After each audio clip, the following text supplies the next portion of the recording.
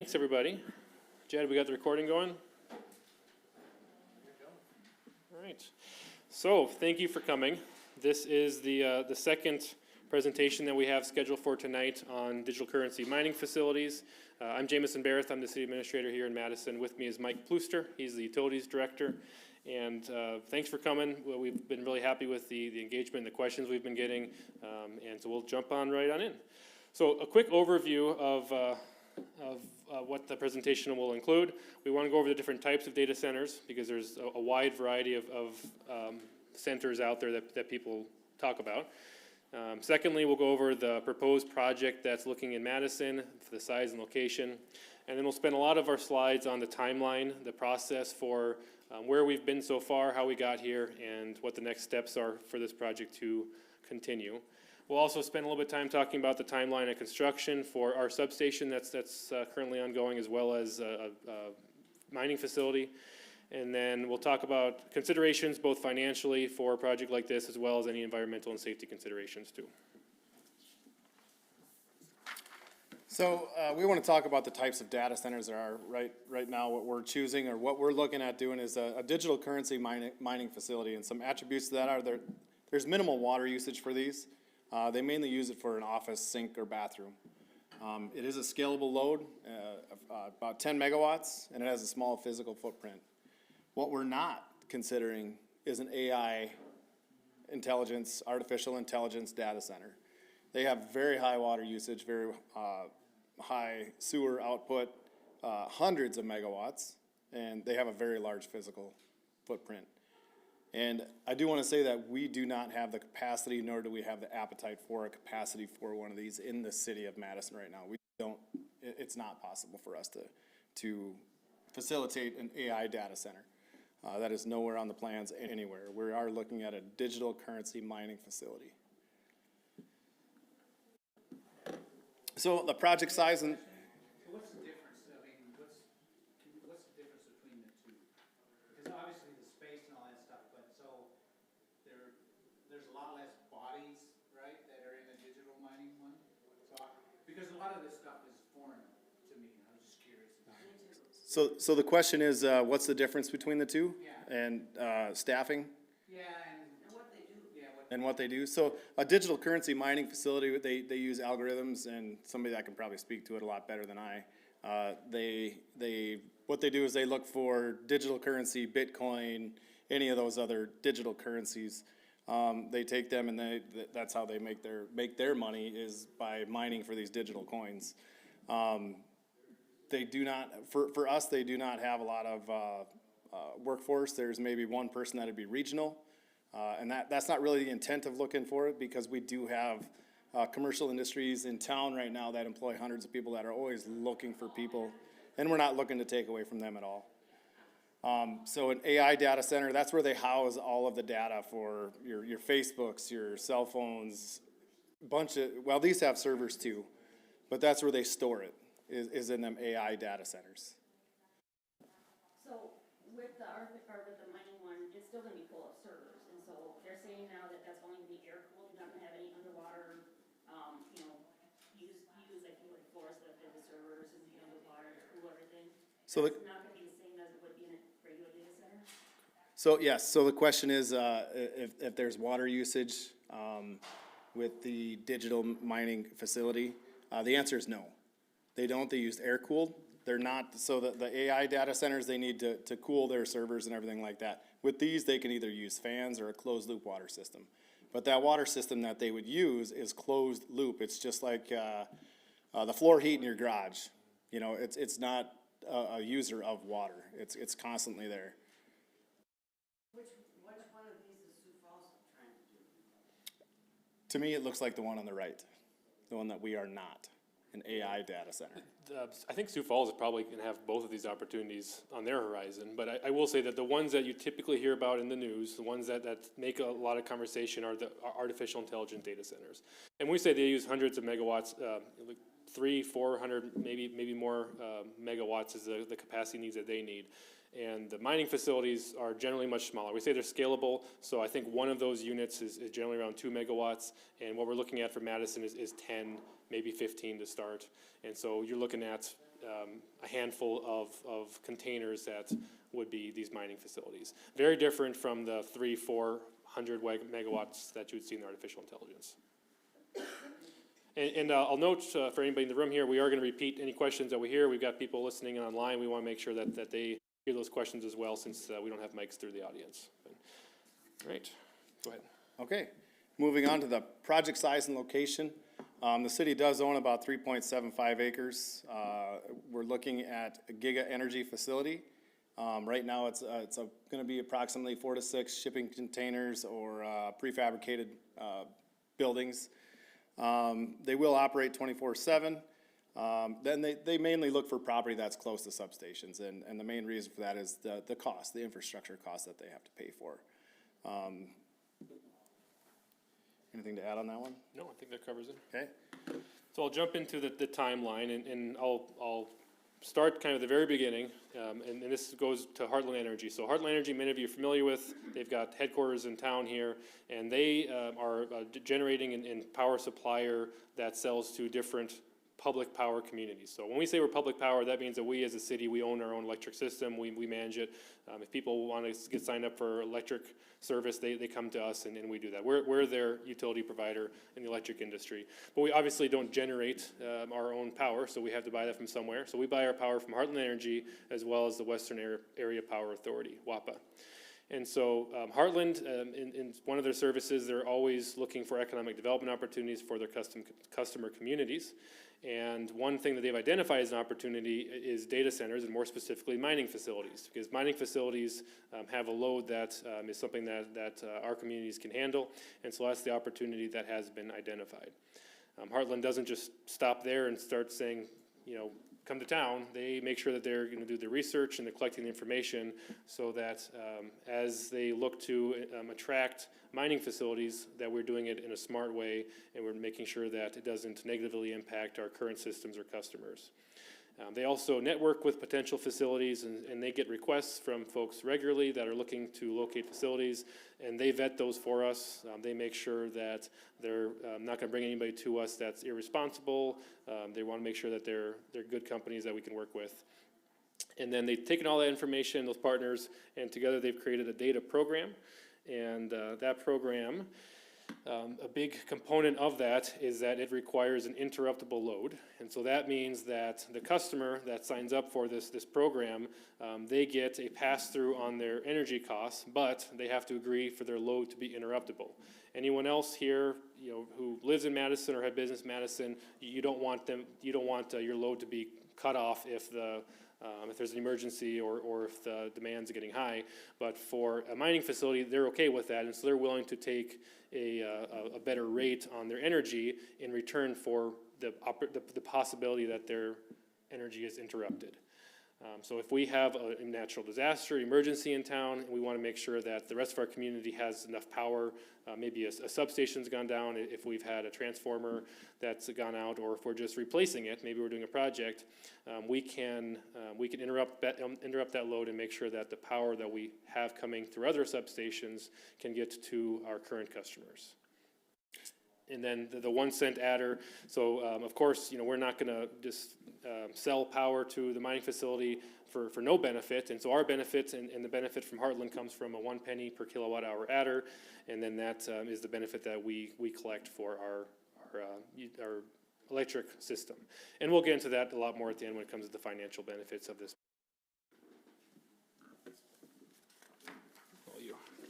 Okay, so the process timeline to the city of Madison. So we're speaking with Heartland Energy, and through that we decided to adopt a data rate program. With this data rate program, it does not mean that we have to use it. It doesn't mean that we're locked into anything at all. It's just there if we decide to go with one of these loads, if the commission decides that this is the route we want to go, that the process is already in place and the rate is already in place for this type of load. Since then, we've identified potential city property. If you see over on that big poster board, it's in the yellow. That's the proposed property right next to the generation plant. And then after that, we approve an LOI with Giga Energy and also Heartland, so we can further our discussions with them with more proprietary information. So LOI is letter of intent? Letter of intent, yes, sir. That's my next slide, letter of intent, LOI. We think alike. So this letter of intent allows the city, Giga, and Heartland to move forward with our discussions. It sets expectations on system improvements, reserves, and responsibilities of the parties, and it does not commit either party to enter an agreement. This is not a electrical service agreement. That would be the contract. We're not in that. This just allows us to move forward into speaking with this company, with Giga Energy. All right, jumping back to our timeline. So we've gone through all of that. Those steps are complete. And right now we are engaging with the community. That's why we're here tonight. We also encourage people to send us emails, stop on in to talk to us in person, pick up the phone, send us messages. We're here to engage with the community. We're here to answer questions. We're here to take in information ourselves. If there's anything that we want to make sure to incorporate as we move forward, we want to try to mitigate any concerns and do the best we can to represent the public and what everybody wants to see happen. And then the next step, and we're kind of doing this at the same time, is also the rezoning of the property. And as we rezone the property, we have the opportunity to further engage with the public. And as we move for these other steps, we still have the opportunity to engage with the public. So even though that's listed as one step in our slides here, that's really an ongoing thing.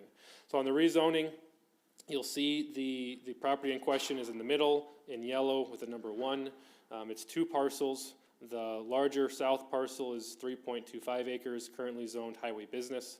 The north smaller parcel is 1/2 acre, and it's zoned agriculture. And the proposal is to move both these parcels to a light manufacturing zone. That's shown in the pink or the red. It's number 2. And then the highway business, that's in the area as well, is shown in blue as number 4. And so again, the proposal is to move those to light manufacturing. That's what's needed for a data center, so that's where this question came up. But it doesn't tie us to a data center. It just changes the uses of a potential use of a property from one zone to another. And that would still allow this property to be used for other things as well. And I'll note that the city owns this property, and unless we sell it to somebody, we continue to own it. So sometimes people ask, well, if it's light manufacturing, what else can come in there? And it's generally what you would think for manufacturing type operations. But if we own it, we have control over what goes in there. Surrounding the property in question is, a Custom Touch has a lot to the south. There's the concrete company to the southeast. And then to the east of the property is our generating facility in our southeast substation.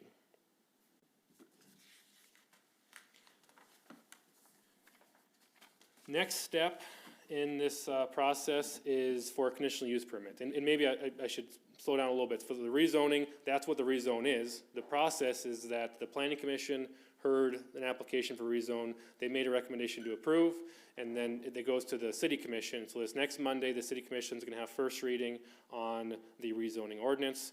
And if they approve that, there's still a second reading that's needed. Every ordinance needs to be approved 2 times. And so it'd be on this next Monday's agenda, and then the meeting after that, both in February. And so if it's passed in both meetings, then the next step is for Giga to apply for a conditional use permit, and that goes to the Planning Commission, and they have the final authority over conditional use permits. So what's a conditional use? Every zone has a list of permitted uses. These are things that you can come into our office, get a building permit, and if it looks good, the staff sign off on it, and you're done, you're good to go.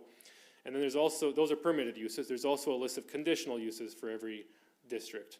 And if you fall under that list, then you have to come to the Planning Commission and ask for a conditional use permit.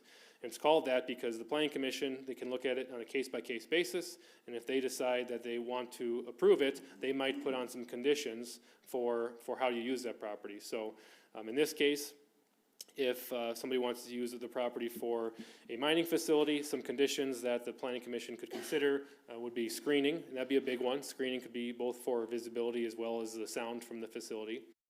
They could also look at setbacks, landscaping, planting trees. It's a long list of things that they could consider for conditions to put onto this permit. And if Giga meets those conditions, then they have the conditional use permit and they can operate. There's still more steps, but as far as the conditional use permit goes, they can operate. If they do not meet those conditions, or they're not willing to, then they cannot operate their facility. Also note at this time that in addition to the zones that I mentioned on a previous slide, this is also in our gateway district, and so that's an additional zone that's placed on some properties on the southeast side of our town and the northwest side of our town by the highways. So these are areas that people often drive into town, they see our town, and so we have these additional overlay districts that have a higher level of scrutiny and requirements because we want our town to look nice as people are coming in. And so a big consideration for that is that they don't like to see a lot of metal use. Obviously, these containers are metal, so Giga would need to work through that as well. They could ask for a variance, but it's also very possible that the conditions through the conditional use permit might address those concerns as well, because if they put up a screening fence and you can't see the containers, it's possible that metal isn't going to be an issue. And these are all things for the Planning Commission to consider. They are a group of 7 folks who are appointed by the City Commission to consider conditional use permits, rezones, variances, those sort of things, and this is all for them to decide.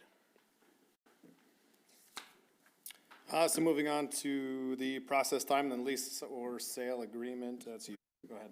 So this is kind of the last step. So then if the Planning Commission approves the conditional use permits, there's still one more step, and that is for Giga and the city to come to final terms and agreements on anything that is of interest to us. So the biggest one there is going to be use of the land.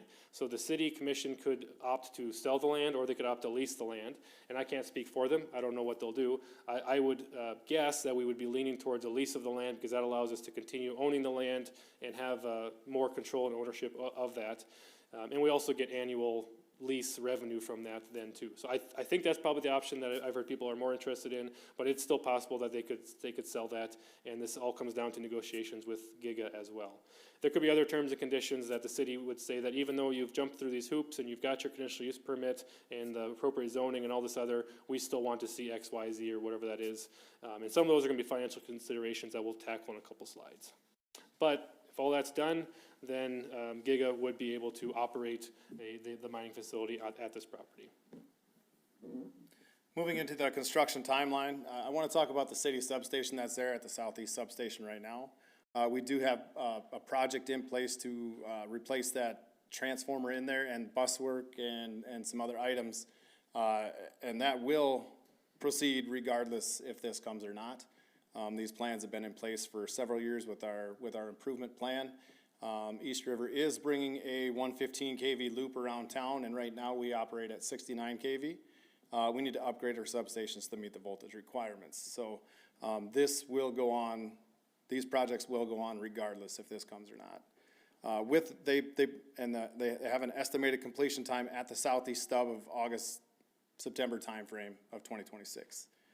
For Giga construction, the mining facility, I want to touch on this, and it's really important that they would be placed on a separate circuit.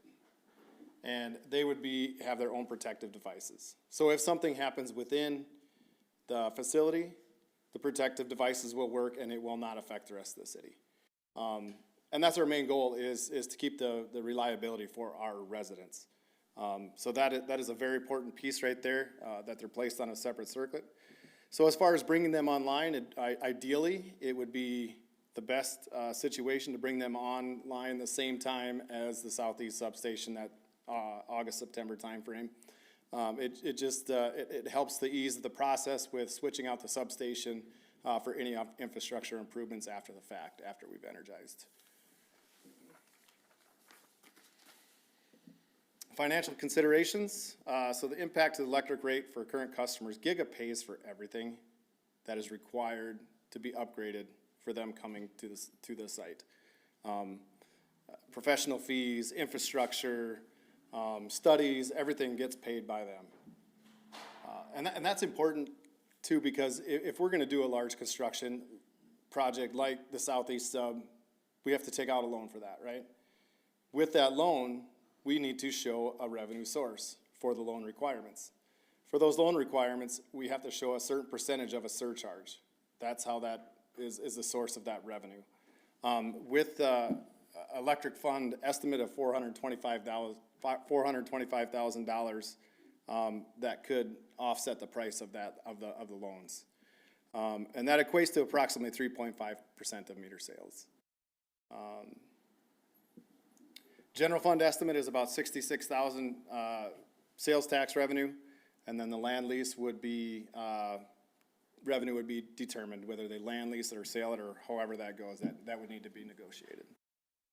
Can you go through the electric fund estimate again, because I'm not sure what that is? Okay, so the question was, do you want me to go through the electric fund estimate again? Yes. So the electric fund estimate we talked about earlier is the 1 cent that we charge per kilowatt.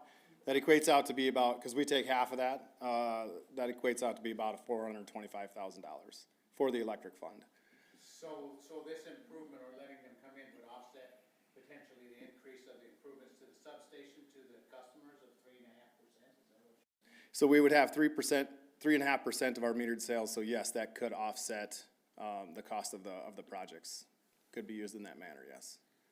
You said we get, the city gets half, who gets the other half? Heartland Energy gets half of that. Yep. And I'll note that the better that Heartland does, the better our rates are too, right? Because we buy our power from them. And if they are able to add data centers to a few of their communities and collect some revenue off of that, that helps their operations, that helps our operations, because our rates will be better from Heartland. We know that they've been stable for 6-7 years now. They haven't had any increases. Does that sound right? 9? 9 years now, and I don't believe that they're looking at increasing for the next couple of years. And the more opportunities they have like this, the longer they can keep those rates flat, which is a good thing. I'll jump back to the metered sales a little bit. I had another thought on that. Downward pressure. Yeah, I mean, downward pressure. So the question was, is that, does this money help to pay for other things? And as Mike said, that the answer is yes. Oftentimes we hear from people who are concerned about electric rates, and we completely understand that. Of course, nobody likes to see their rates going up. And ultimately, we look at, we did a long-term plan a few years ago, but every year we relook at what improvements are needed to our system. And we know that our system, just like any other infrastructure, has needs, and has areas where we need to replace, and we need to keep things working smoothly, and that has costs to it. So we look at what our expected capital costs are going to be, we look at our operations costs, and then we have to charge rates to make sure we bring in enough revenue to pay for that. And if people want to see those rates go lower or stay flat, either really the only option is to bring in more people to help pay for that. We know we have more power available that we can buy through Heartland, and that helps us to pay down some of those surcharges and those debt. Either you increase your rates to pay for these costs, or you bring more people in to help pay for it, is what it comes down to. We don't know what if this comes to town, if this mining facility comes to town, I don't know what the rates will be for next year. I know that a few years ago we had a 5-year plan for what rates we would need to put in as estimates to pay for those expenses. And those 5-year increases were 9%, 8, 5, 3, and 3. And we did a 9%, and then this year the 8% ended up only being 5%, so that's a good thing. And the year 3 was a 5% increase that was planned. And as we get closer to that, we always revisit these numbers, make sure that we're still on track, or maybe we've changed a little bit. This one was 3% lower than we expected this year. So for the 5%, I don't know what it'll be by the time we get to that October, November, December timeframe.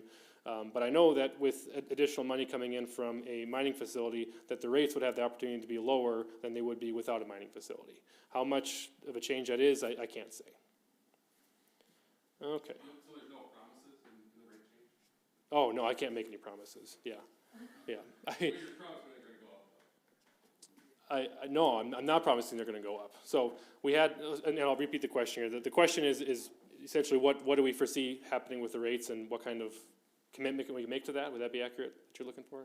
I mean, you're saying that they haven't gone up, and you don't know if they're not going to go up? No, I've said they have gone up. Oh, okay, I think I see the confusion here. Okay, so we buy power from WAPA, we buy power from Heartland. Heartland's rates from us haven't increased in 9 years. That doesn't mean that all of our expenses haven't changed. I'm glad you caught that, because that's an important distinction. WAPA's rates have gone up the last few years, and then we know that our operating costs, the cost of materials, of labor, of the projects that we're doing have gone up too. As one example, Mike will talk about the Southeast substation expansion. That project was slated for a couple more years down the road, but because of changes outside of our control, we had to bump that up to happen the same time as our green substation. This year, we had another conversion project going to go from some overhead to underground. And so these are all capital projects that are costing more every year, and we have to pay for. Otherwise, our utility system gets more outdated and has risks of vulnerability. Does that answer your question? Okay, thank you. All right, another slide for some. Giga is the name of the company. So the question is, what does Giga stand for? I don't think it stands for anything. It's Giga Energy. That's the name of a private company that deals with not only digital currency mining, but they also look at, I think they build transformers and they have other products that they sell. Would that be correct, Mike? That is correct, yep.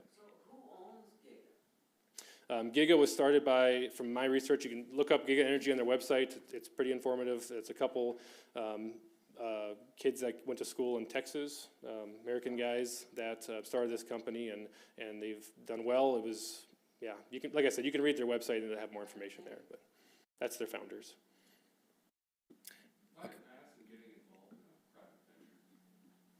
Why is Madison getting involved in a private venture? Well, we're not operating their facilities, so we treat them like any manufacturer, business in town, and I think the opportunity is for economic development, and for our benefit, the biggest thing is the electric fund, as we went through, helps us to keep rates lower, and there's also benefits to that general fund too. I know it's a little off track where we're going right now, but just stepping back onto things, so we're looking at digital mining here compared to a traditional data center, and we're saying that it's gonna be using fans instead of like water, you know, that they typically use to cool. Those fans, they'll draw a ton of power though still, and are very loud, and we know that as far as decibel ratings. So we own the land, they're gonna have the facilities, who's gonna own, or who's gonna be the business that brings in all the servers and everything like that they're gonna be using? And then it's digital currency, which could be cryptocurrency, which could then, the fraud involved cryptocurrency, so how is that all been thought out? Okay, so I'll take that in a couple different pieces. So one question was who brings the servers in and who does that. The city's not involved with that. Heartland's not involved with that. That'd be Giga. So once they meet these requirements, if they meet these requirements, they have the opportunity to develop that for a mining facility, and they're the ones responsible for bringing those in and operating it. That's a business enterprise that we won't operate.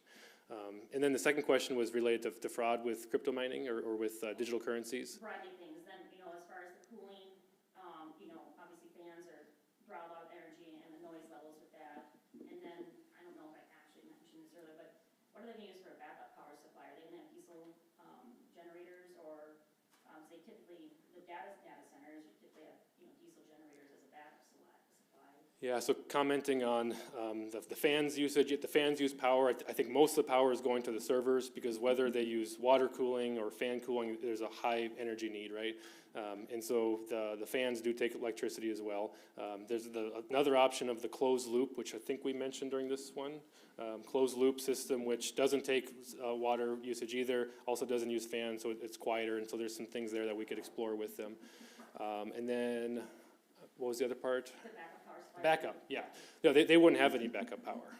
They're not gonna have any diesel, they won't have any diesel generators or anything like that. And that's where this interruptible load comes in as well, because they're an industry that's willing to scale back. And I don't remember if I mentioned this part, but say they operate at 100%, we can scale them back down to 3%. That's as low as we can take them, because they still need a little bit of power to keep the lights on and just keep base operations. All right, go ahead, Michael. Great questions. Jump through some other. So just moving on at the financial considerations, I want to touch on a couple reserves that we would want to have in place and negotiate to have in place. One is a decommissioning reserve. If they decide up and leave, or it's not working out and they just up and leave, they have a decommissioning reserve, right? So that's a fund that they have to fully fund to get that property back to its original state. That will be in the form of a cash bond, anything that we would have account control over that, so we could draw on that to get that property back to its original state. Another is a reserve to cover their electric usage, because they're a high electric. They're going to run up a big bill right away that flows through the city. It's still a pass through the city, but we don't want to get left on the hook for any of that. So there's basically a reserve or a deposit account, same thing, where we would require them to have a set amount in that account that we would have control, that we could draw upon to reduce the risk on the city.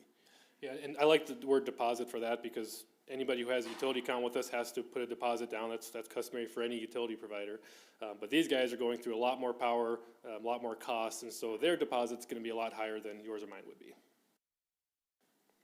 And then, yeah, all other costs are covered too. So that's just a good reminder that anything for studies or anything like that, Professional we need to be paying for. fees. Professional services, yeah. Does the green light on this open the table up to everybody in town that has a space available to go ahead and start data mining? Yeah, the question is does one project kind of open the door for a lot more to occur? They would have to go through the same steps. We would have the data rate that's available for them as well. But I'll note that, and this is important for the opportunity for expansion as well. Sometimes people are worried that, well, it starts at 10 megawatts. What if they want to bring in a 400 megawatt artificial intelligence facility? Well, we can't give them what we don't have. We don't have 400 megawatts, and so they wouldn't be able to expand. So just like any other business, we could take on so much, but if somebody else wants to open up a 20 megawatt facility, well, we probably won't have the power for them, or they'd have to pay for system improvements to do that. But then doesn't this just table the opportunity for another business that can actually deploy the Yeah. residents of Madison? Yeah, that's a great question. This would distract from the ability of another company coming in and not having that power available. That's a very great question. Does this table for any other businesses to come into town that could provide work for other people?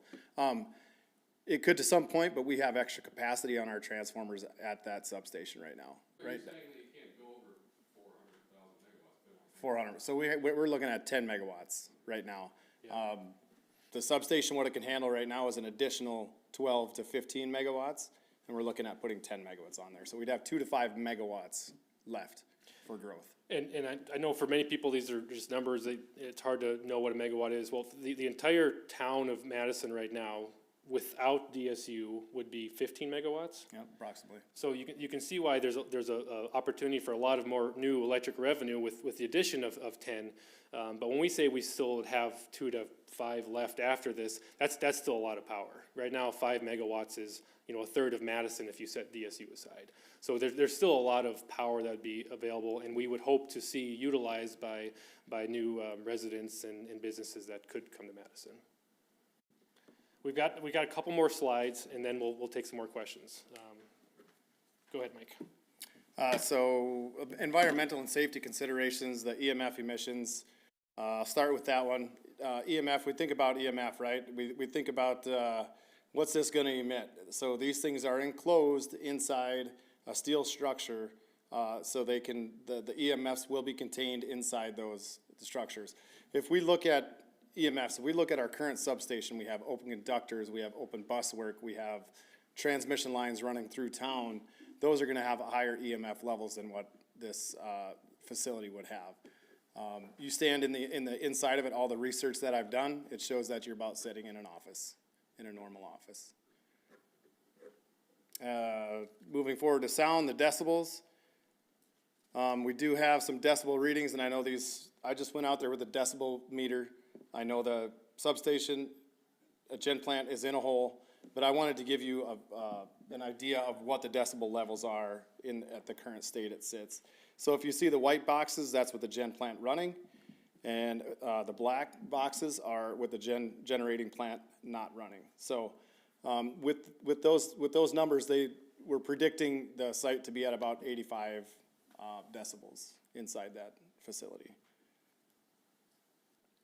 And I'll note that we've got the picture up here too, so welcome people to come up and take a look at that. And we weren't showing this to prove anything, and just for my own knowledge, I was curious, what is the decibels outside of our gen plant when it's running? What are the decibels on an average South Dakota day? And so this is some information that I found enlightening, and feel free to ask us any questions once you take a closer look at that.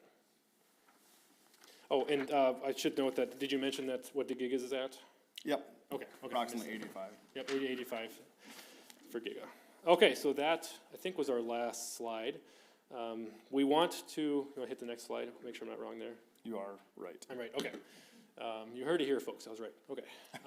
So I do want to allow some opportunity for us to mingle around, for people to come up and look at some of these graphics a little closer, ask some more one-on-one questions.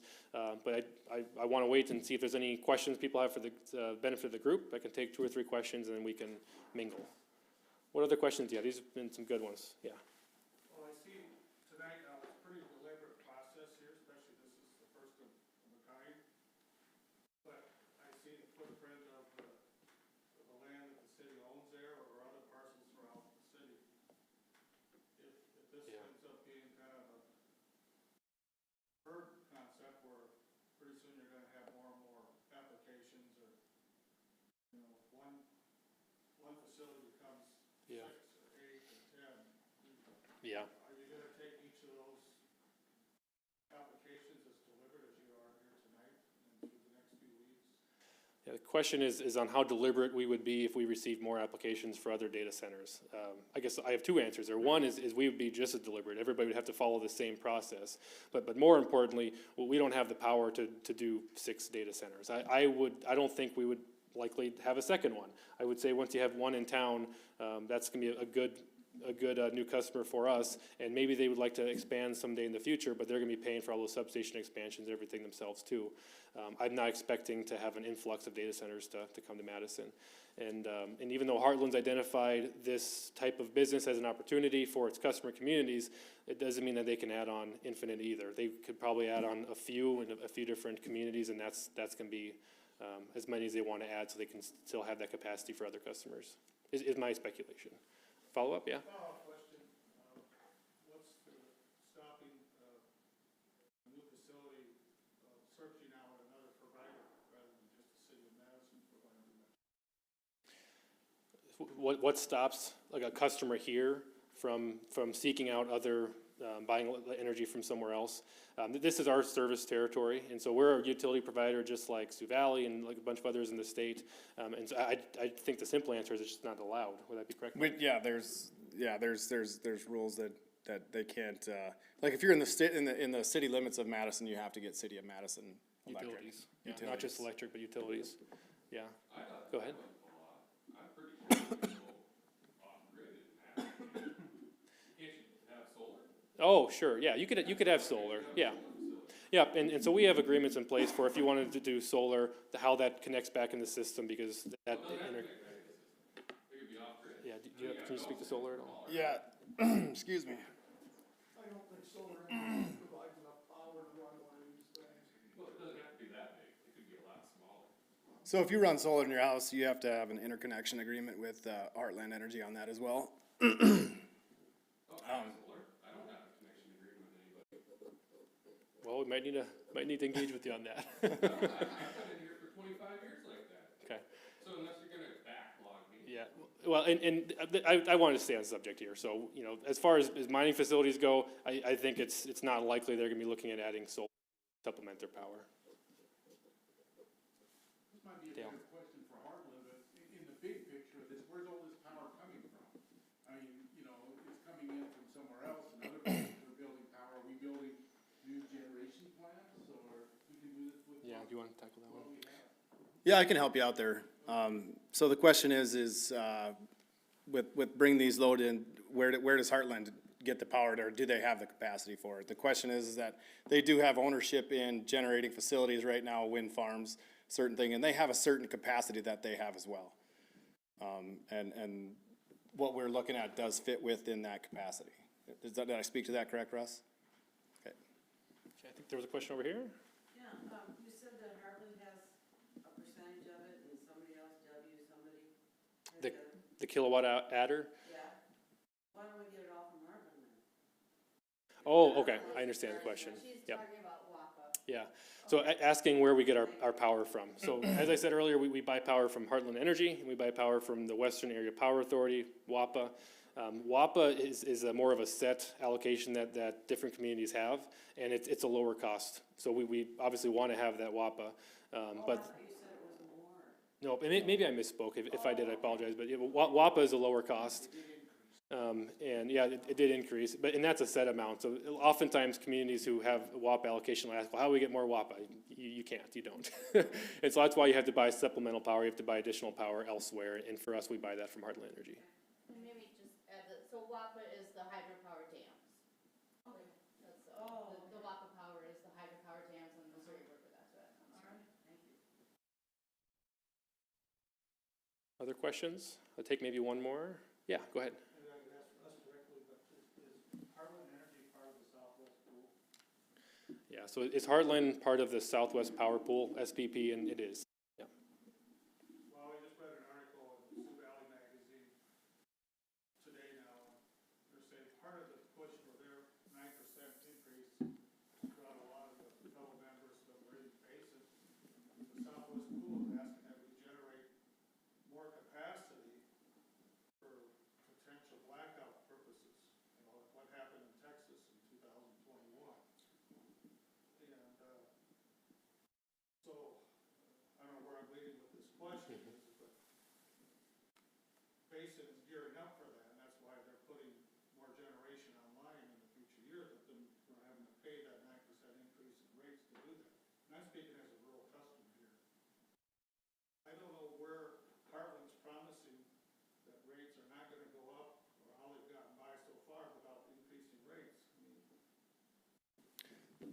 So the question is, we don't know how Heartland is getting by without not increasing rates with the current demand for more generating facilities.